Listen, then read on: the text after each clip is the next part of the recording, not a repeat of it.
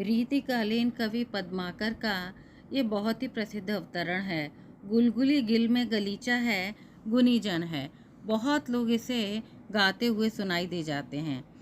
कहा जाता है कि पद्माकर बहुत बालपन में ही अपने आश्रयदाता राजा के महल में रनिवास में घर के बच्चों की तरह ही आते जाते थे।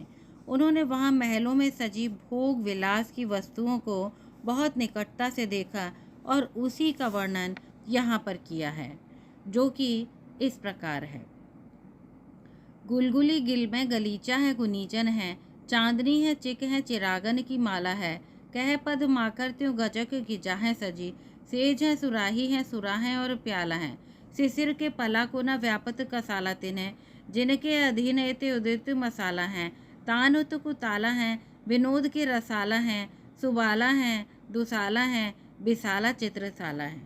बहुत ही आसान इसका अर्थ है। रीतिकालीन वातावरण का चित्रण यहाँ पर किया गया है, जो कि इस प्रकार है। गुलगुली गिल में गलीचा है, गुनीजन है। गुलगुली माने गुदगुदी, कोमल, नरम, मुलायम। गिल माने मिट्टी, गीली मिट्टी में। गलीचा ऊन का ऊनी मोटा बिछावन या कालीन। गुनीजन माने गुणीजन, विद्वत जन। चांदनी रात, चिक चिलवन, बांस की तीलियों से बना हुआ पर्दा, जो कि चिलवन या चिक कहलाता है, और चिरागन की माला है। दीपकों की पंक्तियाँ और गजक एक प्रकार की तिल की पापड़ी। गिजा पौष्टिक भोजन। सेज माने बिस्तरा या सुराही माने मिट्टी, शीशे आदि धातु का बना लंबी गर्दन वाली एक वस्तु। शब्दार्थ आगे की स्लाइड में दिए गए हैं, आप अर्थ एक साथ देखिए। यहाँ पर गुलगुली गिल में गलीचा है, गुनीजन है। पद्माकर जी कहते हैं वहाँ महलों में विलास के सभी साधन उपलब्ध हैं। गुलगुली माने नरम नरम मिट्टी में, गिल में गुदगुदे गलीचे बिछे हुए हैं। वहाँ पर गुनीजन है, विद्वत जन उपस्थित हैं। चांदनी रातों में, चांदनी रात है, चिरागों की माला है और सर्वत्र चिराग इत्यादि जले हुए हैं। और वहाँ पर चिक हैं, चांदनी है, चिक हैं। चिकें दरवाज़ों पर लगी हुई हैं, जो कि बांस की तीलियों से बनी होती हैं। और चिक के पीछे स्त्रियां होती हैं, जो कि आम लोगों के बीच में नहीं आती हैं।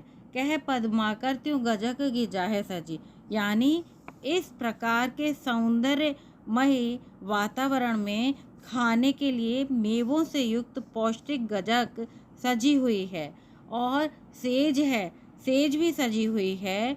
और सुरा है, प्याला है। वहाँ मदिरा पान के सभी साधन उपलब्ध हैं। सुराही, शराब और मदिरा पीने के लिए प्याले। शिशिर के पलाकों न व्यापत कसालत में।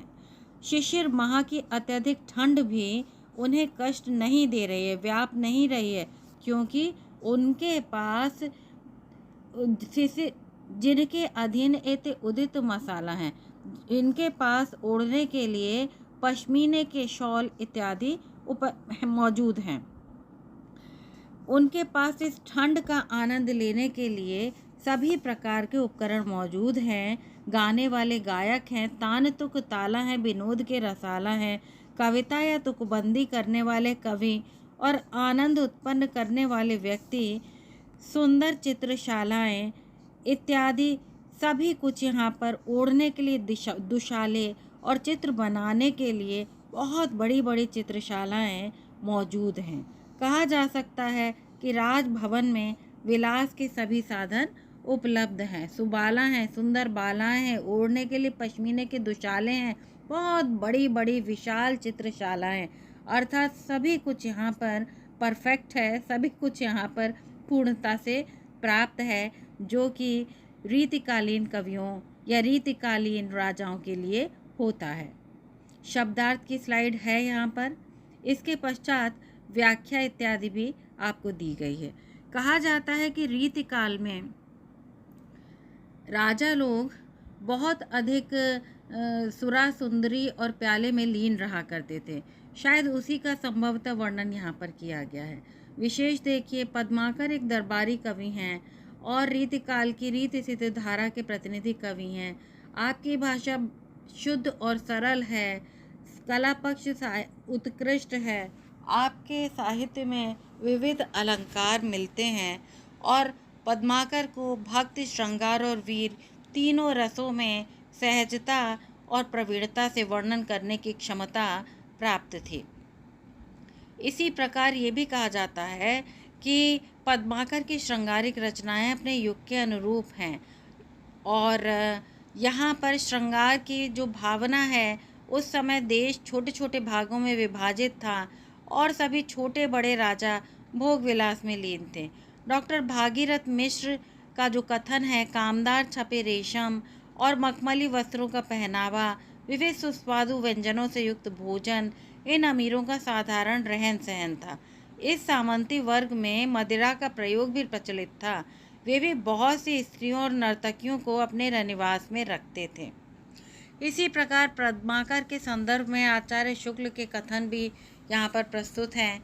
आपको जो कथन अच्छा लगे उसको आप याद कर सकते हैं और उनका प्रयोग आप अपने विविध प्रश्नों में और व्याख्याओं में करके अधिक अंक प्राप्त कर सकते हैं।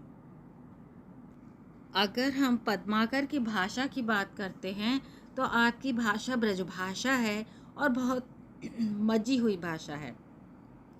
आचार्य शुक्ल के अनुसार इनकी भाषा में वह अनेक रूपता है जो एक बड़े कवि में होनी चाहिए।